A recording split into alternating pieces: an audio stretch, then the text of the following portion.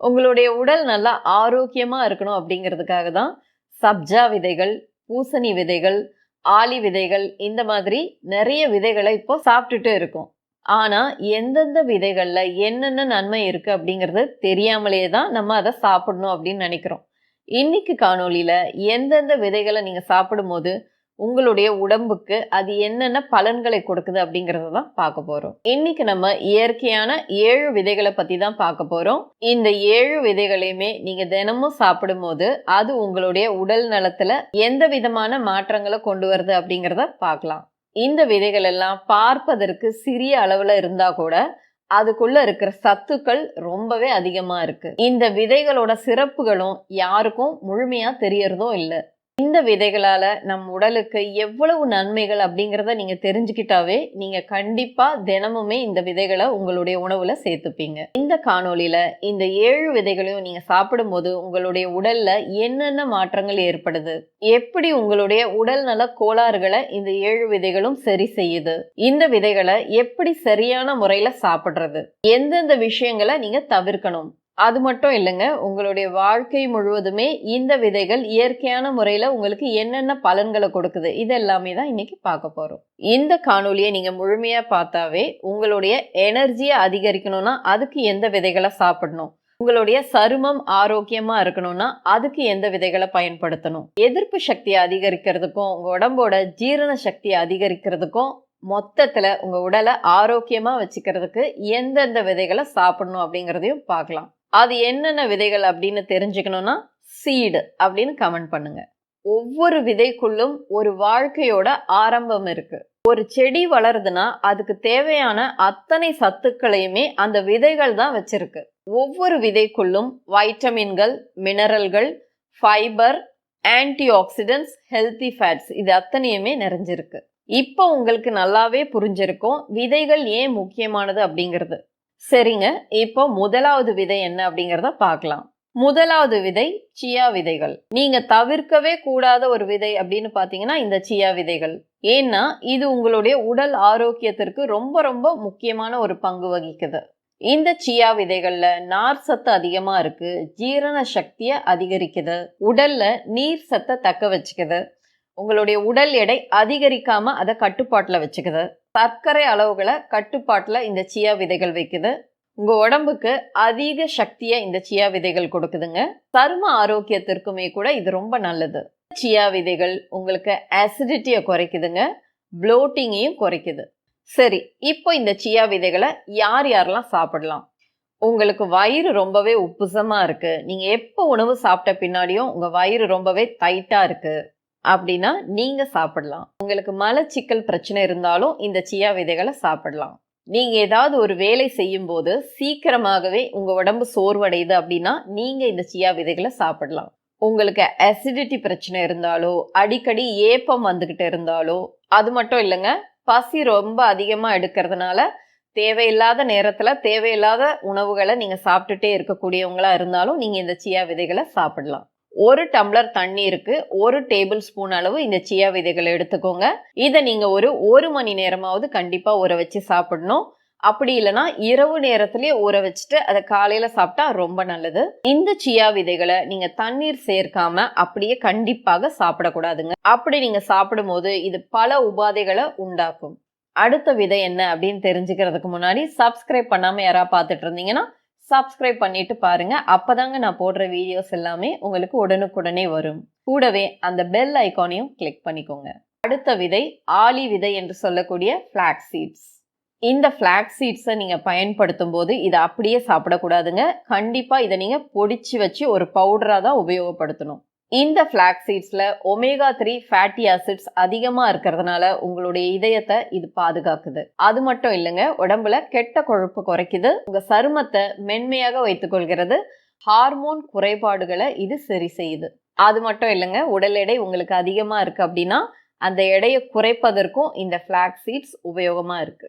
இது உங்க உடம்புல இருக்கிற இன்ஃப்ளமேஷனை குறைக்குதுங்க. உங்களுடைய மூளையோட சிறப்பான செயல்பாட்டிற்கு இது உறுதுணையா இருக்கு. சரிங்க, இந்த ஃபிளாக்ஸ் சீட்ஸை யாரெல்லாம் சாப்பிடலாம்? உங்களுக்கு மூட்டு வலி ரொம்ப அதிகமா இருக்கு, படிக்கட்டுகள்ல ஏறுறதுல சிரமமா இருக்கு அப்படின்னா நீங்க இந்த ஃபிளாக்ஸ் சீட்ஸை தாராளமா சாப்பிடலாம். உங்களுடைய சருமம் ரொம்ப வறண்டு இருக்கு, டல்லா இருக்கு அப்படின்னாலும் நீங்க இந்த ஃபிளாக்ஸ் சீட்ஸை சாப்பிடலாம். உங்களுக்கு ஸ்ட்ரெஸ் ரொம்ப அதிகமா இருக்கு, சின்ன சின்ன விஷயங்களுக்கு கூட நீங்க ரொம்ப அதிகமா ரியாக்ட் பண்ணக்கூடிய ஒரு ஆளா இருக்கீங்கன்னா அப்போ நீங்க இந்த ஃபிளாக்ஸ் சீட்ஸை சாப்பிடலாம். ஹார்மோன் குறைபாடுகள் மற்றும் இர்ரெகுலர் பீரியட்ஸ் இந்த பிரச்சனைகள் உங்களுக்கு இருந்தாலும் நீங்க ஃபிளாக்ஸ் சீட்ஸை சாப்பிடலாம். முக்கியமா உங்களுக்கு கொலஸ்ட்ரால் அதிகமா இருந்தா இதை உபயோகப்படுத்தலாம். சரிங்க, இந்த ஃபிளாக்ஸ் சீட்ஸை நம்ம எப்படி சாப்பிடணும்? ஏற்கனவே நான் சொல்லியிருந்தேன், இதை பொடிச்சு பவுடரா மட்டும்தான் நீங்க உபயோகப்படுத்தணும். 1 டீஸ்பூன் அளவு எடுத்துட்டு மோர்ல கலந்து சாப்பிடலாம். இல்ல நீங்க ஏதாவது ஜூஸ் சாப்பிட்றீங்கன்னா அதுல கலந்து சாப்பிடலாம். இல்ல இது ரெண்டுமே எனக்கு தேவையில்லை அப்படின்னா நீங்க சாதாரண வெதுவெதுப்பான தண்ணீர் இருக்கு இல்லைங்களா, அதுல கலந்து கூட குடிக்கலாம். இந்த ஃபிளாக்ஸ் சீட்ஸை முழுமையா அப்படியே சாப்பிடக்கூடாதுங்க. அப்படி சாப்பிட்டா அது உங்களுடைய ஜீரணத்துக்கு பிரச்சனையை உண்டாக்கும். முக்கியமான விஷயம், இந்த ஃபிளாக்ஸ் சீட்ஸை நீங்க சாப்பிட்ற நேரத்துல நிறைய தண்ணீர் குடிக்கணும். அடுத்த விதை என்னன்னு பாத்தீங்கன்னா பூசணி விதை. இந்த பூசணி விதைகள்ல ஜிங்க் ரொம்ப அதிகமான அளவுல இருக்குங்க. இதனால இது உங்களுடைய எதிர்ப்பு சக்தியை அதிகரிக்குது. நீங்க தூக்கம் இல்லாம கஷ்டப்படக்கூடிய ஒருத்தரா இருந்தீங்கன்னா தாராளமா இந்த பூசணி விதைகளை சாப்பிடலாம். ஏன்னா இது உங்களுடைய தூக்கத்தை மேன்மைப்படுத்துது. இது மன குழப்பம், மன அழுத்தம் இது எல்லாத்தையுமே குறைக்குதுங்க. உங்க முடிய கொட்டுறதை நிறுத்தி உறுதியாக்குது. இந்த பூசணி விதைகள் இதயத்திற்கு ரொம்ப நல்லது. அது மட்டும் இல்லைங்க, உங்க உடம்புல மெட்டபாலிசத்தை இது அதிகரிக்குது. உடம்புல எதிர்ப்பு சக்தி ரொம்ப கம்மியா இருந்துட்டு உங்களுக்கு அடிக்கடி சளி பிடிக்கிறது, ஜுரம் வர்றது, இந்த மாதிரி பிரச்சனைகள் இருக்கக்கூடியவங்களா இருந்தீங்கன்னா நீங்க கண்டிப்பா இந்த பூசணி விதைகளை சாப்பிடலாம். உங்களுக்கு தூங்குறது ஒரு பிரச்சனை, அதே மாதிரி காலையில எந்திரிக்கும் போது எப்பவுமே சோர்வாதான் நான் எந்திரிப்பேன், அந்த மாதிரி ஒரு ஆளா நீங்க இருந்தீங்கன்னா நீங்க தாராளமா இந்த பூசணி விதையை சாப்பிடலாம். நான் எப்ப சிரிப்பேன் எப்ப கோவப்படுவேன்னே தெரியாதுங்க, மனசு அப்படியே மாறிக்கிட்டே இருக்கும், நிறைய மூட் ஸ்விங்ஸ் எனக்கு இருக்கு அப்படின்னா நீங்களும் இதை சாப்பிடலாம். நான் எவ்வளவு பராமரிச்சாலுமே முடி எனக்கு கொட்டிக்கிட்டே தான் இருக்கு அப்படின்னாலும் நீங்களும் இந்த பூசணி விதைகளை சாப்பிடலாம். நான் அன்றாடம் செய்யக்கூடிய வேலைகளை கூட என்னால செய்ய முடியல, உடம்பு ரொம்ப சோர்வா இருக்கு, அடிச்சு போட்ட மாதிரி இருக்கு அப்படியெல்லாம் சொல்லுவாங்க இல்லைங்களா, அவங்கெல்லாம் இந்த பூசணி விதைகளை சாப்பிடலாம். சரிங்க, இந்த பூசணி விதைகளை எப்படி சாப்பிடணும்? தினமும் 1 டேபிள் ஸ்பூன் அளவு நீங்க இந்த பூசணி விதைகளை சாப்பிட்டாவே போதும். இதை நீங்க சாலட்கள்ல சேர்த்து சாப்பிடலாம், இல்ல வேற ஏதாவது ஸ்நாக்ஸ்ல சேர்த்து சாப்பிடலாம், இல்ல நீங்க அப்படியே கூட இதை சாப்பிடலாம். அடுத்த விதைகள் பேசில் சீட்ஸ் என்று சொல்லக்கூடிய சப்ஜா விதைகள். உங்களுக்கு செரிமான கோளாறுகள் இருக்கு அப்படின்னா இந்த சப்ஜா விதை ரொம்ப ரொம்ப உங்களுக்கு நல்லதுங்க. சில பேருக்கு உடல் உஷ்ணம் எப்பவுமே அதிகமா இருக்கும், அந்த மாதிரி இருக்கிறவங்க இந்த சப்ஜா விதைகளை சாப்பிடும்போது உடம்பு கொஞ்சம் குளிர்ந்த தன்மையோட மாறுது. உங்களுக்கு அதிகமான உடல் எடை பிரச்சனை இருந்தாலும் அதை குறைக்கிறதுக்கும் இந்த சப்ஜா விதைகள் பயன்படுது. உங்க உடம்புல நீர் சத்து குறையாம இது பாத்துக்குதுங்க. அது மட்டும் இல்ல, சில பேருக்கு பசி அதிகமா எடுத்துக்கிட்டே இருக்கும், அப்படி சாப்பிட்றதுனாலையும் அவங்களுக்கு உடல் எடை அதிகரிச்சுட்டே இருக்கும். அந்த மாதிரி இருக்கிறவங்களும் இந்த சப்ஜா விதைகளை சாப்பிடும்போது உங்களுடைய உடம்புல அந்த பசிய கட்டுப்பாட்டுல இது வைக்குது. உடம்பு ரொம்ப சூடாகுது, வாய் புண் அடிக்கடி வருது அப்படின்னா நீங்கெல்லாம் சப்ஜா விதைகள் சாப்பிடலாம். அசிடிட்டி பிரச்சனை இருக்கிறவங்களும் நெஞ்செரிச்சல் பிரச்சனை இருக்கிறவங்களும் கூட இதை சாப்பிடலாம். இந்த சப்ஜா விதைகளை எப்படி பயன்படுத்தணும்? 1 டீஸ்பூன் அளவு சப்ஜா விதைகளை எடுத்துக்கோங்க, அதை 1 டம்ளர் தண்ணீர்ல சேர்த்துக்கோங்க. ஒரு 20 to 30 நிமிஷம் வரைக்கும் ஊற வச்சுட்டு நீங்க இதை சாப்பிடலாம். உங்க உடம்பு ரொம்ப குளிர்ச்சி உடம்பு அப்படின்னா நீங்க அடிக்கடி இதை சாப்பிடாதீங்க, ஏன்னா இது இன்னும் உங்க உடம்ப குளிர்விக்கக்கூடிய தன்மை கொண்டதா இருக்கு. 5ஆவதா இருக்கிற விதை சூரியகாந்தி விதைகள்.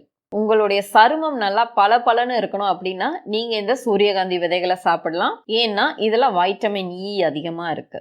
இது உங்களுடைய மூளையோட செயல்பாட்டிற்கு உதவியா இருக்குங்க. உங்க உடம்புல கெட்ட கொழுப்பு அதிகமா இருந்துச்சுன்னா அதை இது குறைக்குது. உங்களுக்கு தைராய்டு பிரச்சனை இருந்துச்சுன்னா அப்போ நீங்க இந்த சூரியகாந்தி விதைகளை சாப்பிடலாம். இந்த சூரியகாந்தி விதைகளை தொடர்ந்து நீங்க சாப்பிட்டுட்டே வரும்போது உங்க உடலோட எதிர்ப்பு சக்தி அதிகரிக்குது, இன்ஃப்ளமேஷனை இது குறைக்குது. சரிங்க, யார் யாரெல்லாம் இந்த சூரியகாந்தி விதைகளை சாப்பிடலாம்? உங்களுடைய சருமம் ரொம்ப வறண்டு இருக்கு, டல்லா இருக்கு, திட்டு திட்டா இருக்கு அப்படின்னா நீங்க சாப்பிடலாம். எந்த வேலையிலுமே கவனம் செலுத்த முடியல, மென்டலி நான் ரொம்ப டயர்டா இருக்கேன், அப்படி சில பேர் இருப்பாங்க இல்லைங்களா?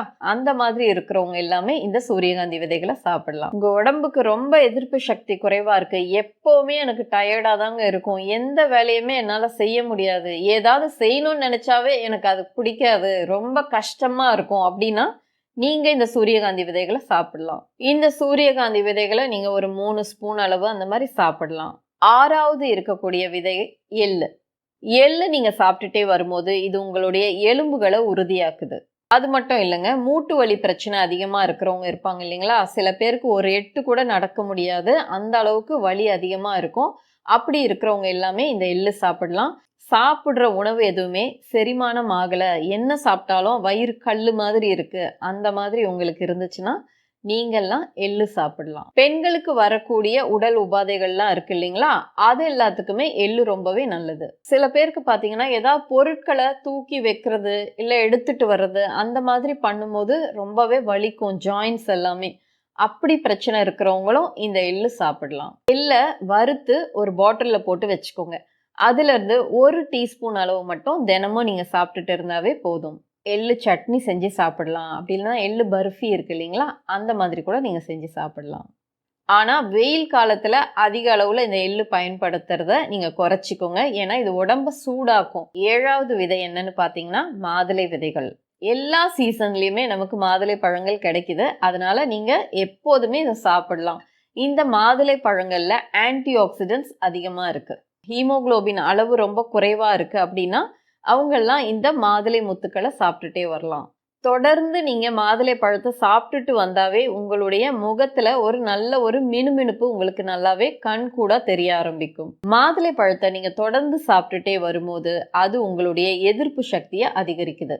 இது உங்க உடம்புல அழற்சி என்று சொல்லக்கூடிய இன்ஃப்ளமேஷனையும் குறைக்குதுங்க. யார் யாரெல்லாம் இந்த மாதுளை விதைகளை சாப்பிடலாம்? சில பேர் பாத்தீங்கன்னா வேலை செய்யற இடங்கள்ல கூட ரொம்ப கோவப்படுவாங்க, சின்ன சின்ன விஷயங்களுக்கு கூட அவங்களுக்கு கோபம் அதிகமா வரும், எந்த விஷயத்தையுமே அவங்களால எளிதா ஏத்துக்க முடியாது, மூட் ஸ்விங்ஸ் ரொம்பவே அதிகமா இருக்கும். அந்த மாதிரி இருக்கிறவங்களும் இந்த மாதுளை விதைகளை சாப்பிடலாம். நீங்க மாதுளை பழத்தை தோல் உரிச்சுட்டு அப்படியே இதை சாப்பிடலாம். சாலட்கள்ல நீங்க சேர்த்து சாப்பிடலாம், அப்படி இல்லைன்னா தயிர் இருக்கு இல்லைங்களா, அது கூட சேர்த்து கூட சாப்பிடலாம். இந்த 7 விதைகளுமே மருந்துகள் கிடையாதுங்க, ஆனா உங்க உடம்பு சிறப்பா இயங்குவதற்கு இது இயற்கையான முறையில சப்போர்ட் செய்யுது. இந்த காணொளி உங்களுக்கு பிடிச்சிருந்தா இதை நீங்க லைக் பண்ணுங்க. இந்த காணொளி உங்களுக்கு தேவைப்படுற மாதிரியே உங்களுடைய நண்பர்களுக்கோ உறவினர்களுக்கோ அன்பானவர்களுக்கோ தேவைப்படும் அப்படின்னு நினைச்சீங்கன்னா அவங்களுக்கு இதை ஷேர் பண்ணுங்க.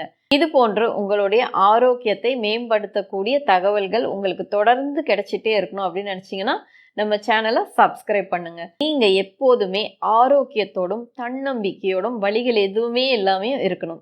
நன்றி.